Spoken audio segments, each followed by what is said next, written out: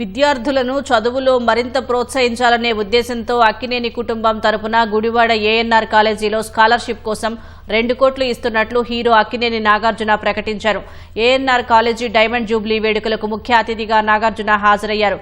చదువు అంటే అక్కినేని నాగేశ్వరరావుకు ఎంతో ఇష్టమని, అందుకే ఈ కాలేజీకి 1959లోనే ₹1,00,000 విరాళం అందించారని గుర్తు చేశారు. ఆంధ్ర యూనివర్సిటీకి 25,000, మద్రాస్ యూనివర్సిటీకి 25,000 ఇచ్చారని చెప్పారు. ఏఎన్ఆర్ జన్మించి 100 ఏళ్లు, గుడివాడలో ఏఎన్ఆర్ కాలేజీ స్థాపించి 75 ఏళ్లు, అన్నపూర్ణ స్టూడియో స్థాపించి 50 ఏళ్లు, ఏఎన్ఆర్ స్థాపించిన Annapurna college film and media సంస్థ పెట్టి 10 ఏళ్లు పూర్తయిందని నాగార్జున వివరించారు. ఏఎన్ఆర్ కాలేజ్ నుంచి వచ్చిన వారు ఎంతో మంది ఉన్నత స్థానాలను అధిరోహించారని నాగార్జున గుర్తు చేశారు.